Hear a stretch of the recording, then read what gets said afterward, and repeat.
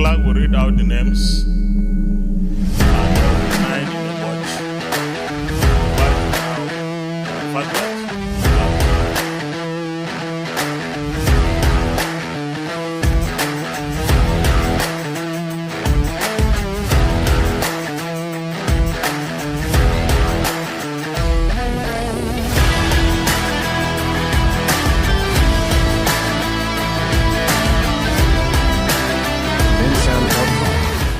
Thank you, everyone. We are grateful for having you join us here on the program. This is Parliament and Governance on Independent Television. We're in Benin City, Nigeria. I am Uyi Agmofwegwe. This week on the program, something topical has come up, and it only makes sense that we get to talk about it and just establish perspectives on the issue. Let's take your mind back quickly to 6 years ago. That was in 2014. Very early on in that year, when the CONFAB, the National Conference, as we love to call it for the purpose of this conversation, was established. Of course, people from across this country, including from our home state, Edo, were sent as delegates to that CONFAB. 6 years down the line, the conversation about the, as it were, the outcome of that CONFAB, all of the issues that were raised, recommendations that were made, are still forming the crux of the discussion we're having about national development in Nigeria.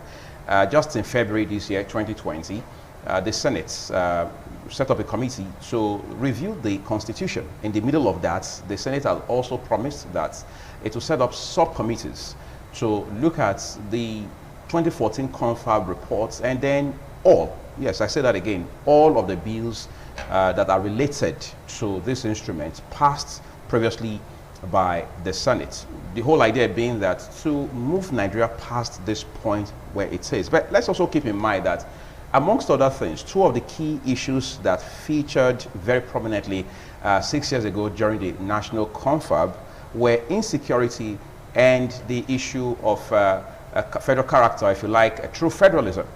Those issues are still in front of us today. Those issues are still the basis for some of the difficulties that this country is grappling with. But as it stands today, in the middle of constitution review, the Senate says, look, we also want to take our time to take a second look, or if you like, revisit the report of the 2014 CONFAB. Just by the side of that, they are also now taking a second look at the reports of the Nasir El-Rufai-led committee, which of course is an initiative of the All Progressives Congress, to look at the issue of true federalism in Nigeria. And then you're curious, in the middle of all this, where exactly will it lead? Is it just going to be a jamboree again? Because don't forget that in 2014, so much money, I mean taxpayers' money, had been spent funding the CONFAB just 6 years ago. Have we been able to record return on investment as of today? Of course, in the course of this program today, we'll find out all of those. But quickly, we're taking a break now. When I return, you will meet my guest. Okay, thank you for staying with us on the program. Meet my guest, Bishop Austin Igbasa, public affairs commentator, is here to help us beat context into this very important and timely discussion. Bishop, thank you for coming. Thank you so much on the program. So I'm thinking we should start from 2014. But by that, what I mean is the CONFAB report itself, all right? Let's not go into all the rigorous details of all of the issues that transpired during the CONFAB. A lot of persons I've talked to about this CONFAB report, including distinguished Professor Eddie Eragbe, would say the CONFAB did a great work for this country. But going forward, the question is, has the country been able to harness the potential and the promise in that report? It's like you have a treasure under you, just a crude oil, an oil rig under your house, and yet the man who sits on top of oil is living a life of penury. What is important is that what is lacking is not that the man is not informed. He's informed that there's oil, but he refuses to relocate so that he begin to take possession and begin to drill the oil. Now, so powerful brains, brilliant individual in Nigeria came together, and it was not just that they came to do a service like that; they were paid. Right. So that is, it involves money. Not that people just come and just offer themselves. We know few of them offer themselves, but what the money that was expended on that 2014 confab is not a joke. It's not a money we should allow to go down the drain. It's a money that we must be able to use the outcome of the report to be able to get that money back in a millionfold what we invested into that conference. And I know that Jonathan government that spark up the conference has something in mind, knew that there's inequality and there are issues, the area that Nigeria is not fully balanced, that we need to put some things, not putting in mind that this constitution we are having also is a military constitution, that there are things that does not reflect the desire of the people. And now the way we are being, we should be able to determine how we should be governed or be ruled. So, but they told us, APC government told us, APC as a party told us 2014 about restructuring. People like Asiwaju Ahmed, Bola Tinubu, we have known them as a disciple of restructuring, even from the days of the military. And they use this one to campaign, that is the change they want to effect. And I think that many Nigerians fell in love with that issue of true federalism, restructuring, state police, and the rest of them. But after they came into power, the president did not hide his hatred for the confab report. To me, this is my personal opinion. Now, in my place, there's a parable that wisdom is not for one person. We have seen this same president castigate Jonathan, call him all kinds of names. They said he emptied the purse, he turned the purse of Nigeria. Even see all the money in reserve that was left behind.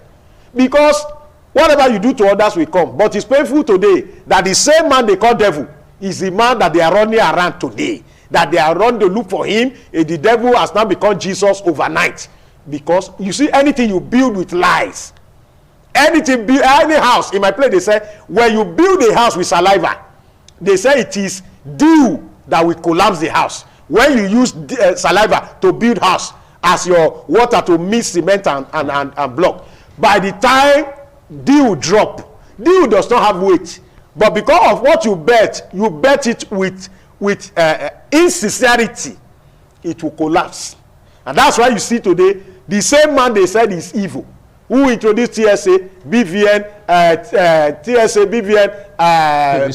PVC. Today that BVN is a technological design to fight corruption. Even though if you are my junior brother, and you open an account as Adebayo in Skybank, and you open as Mohammed in UBA, and you open as Okeshuku in Unity Bank, BVN does not need to come to your house. The system will say this biometric is for one person. You don't need to go and carry somebody and put it in EFCC custody and start looking for evidence. The BVN is enough technology that will bring this. But they said the man did nothing.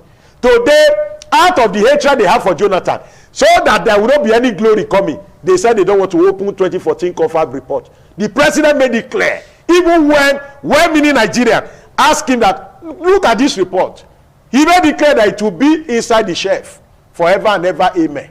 Now, when they wanted us, when he was sick for 45 days, they saw the uproar of restructuring, state police everywhere, the level of insecurity. That time, Baba's daughter was killed, Baba Fashoranti, and all the rest. Now, they discovered that the only way out, the vice president started going around, speaking to all the obas, speaking to people, prominent people, having geopolitical meeting. Now, they did that and they brought El-Rufai, who is an enemy of restructuring, who has made it clear that he does not believe in restructuring. And I said it, that a different fora that Kaduna South, Kaduna North, he was the first person to tell the whole world that Kaduna South, being a Christian community, has no, they have no person who has the merit, a capacity, mental capacity to be deputy governor. It was that platform that brought him on board. That there is always either the governor is a Christian, the deputy is a Muslim, because the place was divided into two. So they brought that man to head it. And when they brought him on board, I said it on television, right in this station, I also said it, that nothing will come out of that particular committee. It was a committee to settle some persons who were not given ministerial appointment. So sit down, make some money from this committee, fly in with a business class, take Jewish, and take your Ghana must go home. Now, after they submitted the report, the president is not open the report. National Assembly is coming to tell us now. When they know that 2023 is knocking, now they wanted something to tell us 2014 confab report. They wanted to talk about it.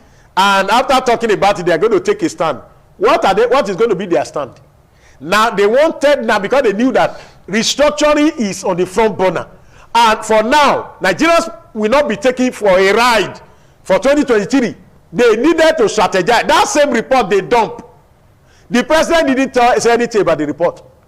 The president set up the committee, now National Assembly, that invited president, and president did not honor them. Saw them as a toothless bulldog. And nothing happened. The same National Assembly that cannot invoke their power, because they knew that if they try to invoke their power, somebody will open their case file. Is it that same National Assembly that want to debate on 2014?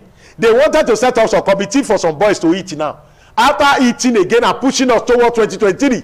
Now, by the time they have power again, the issue of restructuring will be a thing of the past. We have Steve Orosaye report, brilliant report, that we expected a government, if somebody have lobbied to be a president and spent so much money for 12 years to get one position, you expected the president to have a blueprint of how it will be run. I remind you, Uyi, how long does it take our president to appoint his own team? We saw even in the days of Donald Trump that Obama is still sitting. The guy has set up his own team. Even Joe Biden has appointed his own person. But how long does it take our president to gather his team? He was the only one running National Federal Executive Council with permanent secretary for how many months? Almost going to a year. And that's a man who prepared for 12 years to build up, to be able to do something. I will build one refinery per year. How many refineries were built in Nigeria now? How many do we have in Nigeria? Turn around maintenance. How many persons have been sent to jail on the money that is used to turn around maintenance that is not it's only around the pocket of individual? How many persons have gone to jail? Don't let me, as far as National Assembly is concerned, there is an affinity between them and the executive. This same National Assembly that will sign a loan from the president without perusing the term of agreement, that it is after they sign the loan, we will know that Nigeria part can be ceded to China if we fail to pay the loan. Is that the National Assembly or another one in heaven that you tell me? This one is a caricature, a jamboree meeting. One, to be able to make some money. Don't forget that these committees we are setting up, they make so much money. So much money will come from there. So it is to empower some persons and to also cajole Nigerians and bamboozle them to 2023. So as far as I'm concerned, 2014 confirmed report is a brilliant report. Steve Orosaye told us how we can maximize our resources, how we'll be able to bring agencies together instead of duplicating them. Road safety, as I'm talking to you now, ought to be under Nigeria Police Force, even if the BRO safety. NDLEA is supposed to be under narcotics section of Nigeria Police Force. They can still be NDLEA, but under Nigeria Police Force. Now we see the people in NFIU can also be under EFCC and work together. EFCC can be an arm of the police, but they will still be an EFCC. And duplicating and have crash of operation where you see a custom officer shoot NDLEA shoot police, because the duplication of duties are too many. If a government that is sitting that have 8 years lifespan, it's not saying, it's not even the president that is waking up now. The National Assembly is the one deceiving us now that they are woke up to look at the confirmed report, all what they needed. You remember, as if Nigeria security is going to be sure when Babasfa Soranti's daughter was killed. Everybody thought everything is going to change. But after 2-3 months, when they saw that the uproar that would have come from Afenifere has gone down, have we not returned to the status quo? So as far as I am concerned, bringing the 2014 confirmed report, those who initiated it knew that they just want to buy the heart of Nigerian, because they know that the time is not even there for them to be able to deliberate it. They have internal crisis of APC state arms all over the place. A sitting governor is running the affair. They have convention ahead of them, yet they are bringing all this one. They knew it will not work. It's a means to settle some boys who are going to participate, who are going to get to tell for those who are coming to discuss, who are going to make money available in one way or the other. I don't see anything coming, because the takeoff and the mindset, the same government that refused to sign electoral law even when it was 4 months to election, 4 or 5 months, is that the government that will help you to do this? Just before we take a break, I mean, in 2 minutes, do you see any point in time at which we would do anything in this country as a government with sincerity of purpose? Because it will appear, given what you've said so far, these committees are always set up with the wrong motivation. Can we ever set up committees like this with sincerity of purpose to accomplish one specific thing in the overall interest of the majority of Nigerians? I'm not sure it cannot happen with this kind of leadership we have. With the kind of leadership that is nepotic, with the kind of leadership that put mediocres in the place. You remember National Assembly invited a woman recently. They were asking the woman simple question that even a headmistress who is not a DG of an organ like that will answer. And the woman said, I have to get back to you. I have to go and check report. What has happened to that woman? Because the woman comes from one part of Nigeria. So with what she studied in the university, in her school, Arabic school, does not matter. What matters is that he came and is related to so-so person. He should sit in so-so place and let us put him there. With this kind of leadership, because the build up, the foundation is built on insincerity. Is built on insincerity. We have seen National Assembly where professor from the academia was doing head like this, like bird flu, and at the end of the day, the whole thing. I shouted to the rooftop, what has happened? Has the prof been invited? Have you stand before any panel? That was how the thing ended. Insincerity in the part of the leadership until the youth of this country are able to drop this issue of NSAS and find their way to determine who becomes their leader. This crop of leader, they are. If they are not, I give you an example. A senator stood up the other day and said the northern borders are open.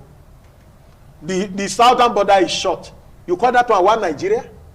Where some people are starved to death for over months, and rice is coming from the north on daily basis with motorcycle. Is it not from the same route that Maina enter motorcycle to go to the day? So when Maina was returning, he returned as a king in police jet. A man that ought to be tied to the back of Land Rover and be brought. So you want to tell me that somebody tomorrow will not want to steal pensions money when he saw the VIP treatment that was given to a fugitive, the jet of police? That is what the man came in. Who brought Maina back to government? It was this same Maina when the former head of service came out clean, Oyoita, challenged the president, said, I warn you verbally. That was how that woman was removed. They set that woman up and make sure that woman was removed as head of service. You remember the woman almost slapped Abba Kyari in a federal executive council, say, I'm a career woman, I'm not a politician. Everything I do, I back with memo. Don't put this one on my head. You people brought my name, and I want the president on the danger and the dent it will give to his anti-corruption fight by bringing Maina. But the same president told us and asked the people to punish him under 24 hours. How Maina came back into civil service. The same president that brought Maina, who is deceiving who?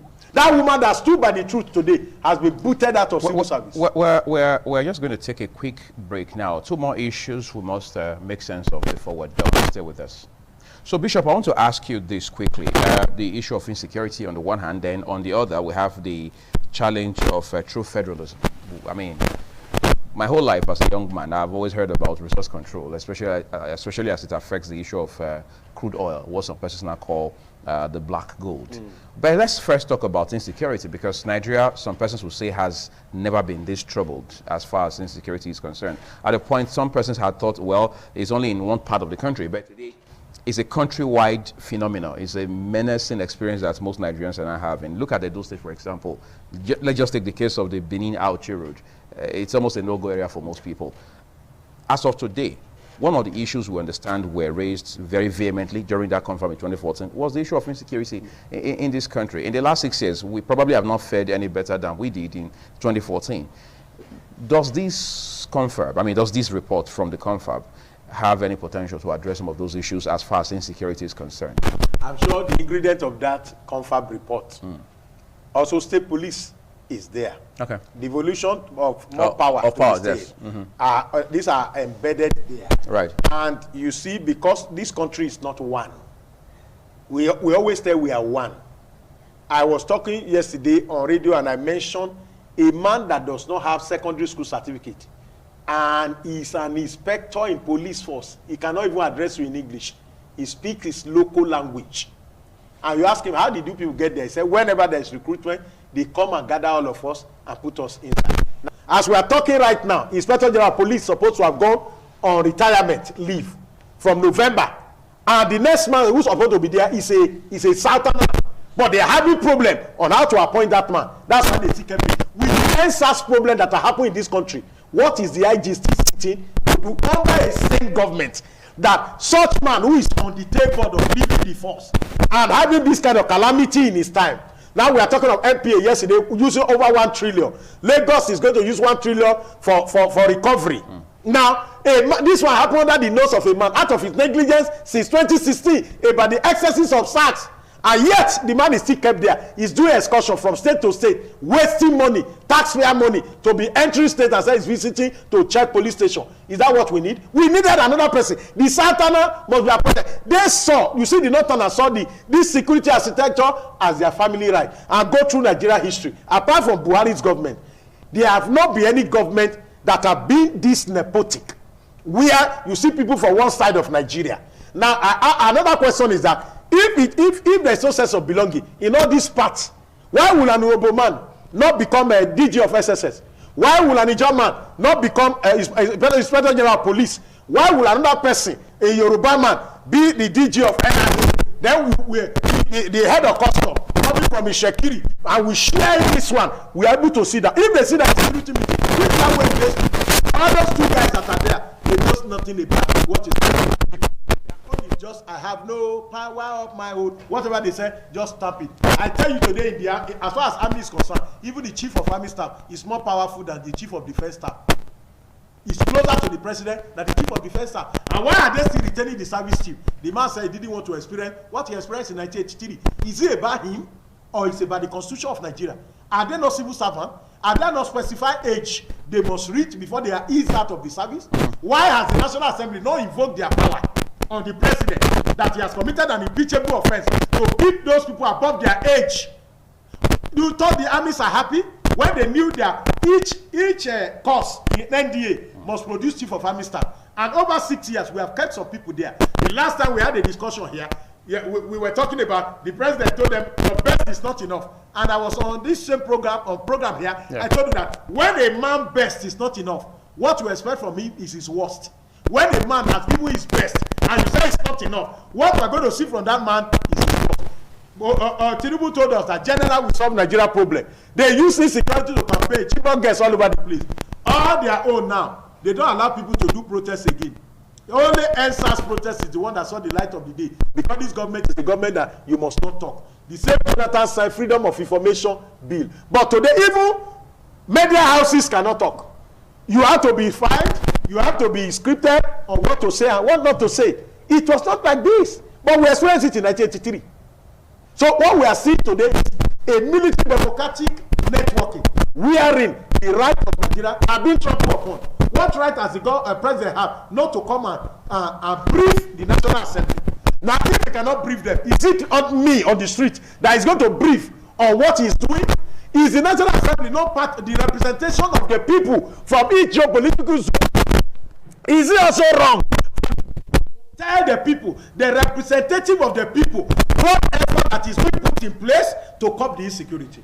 So what I see is that Nigeria is worse insecurity, in the part of insecurity, than the time of Jonathan. And I want those who said a general can solve the problem to be ashamed of what they said. Everything they said is on Google, even if they deny it. When it happened in Chad, the president of Chad as a general wear army uniform and dealt with Shekau and his people.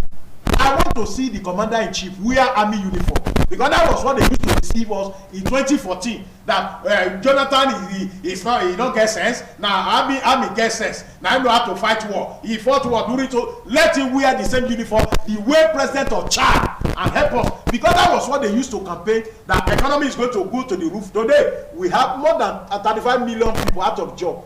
Not talking of those who are relying, depending on those 35 million.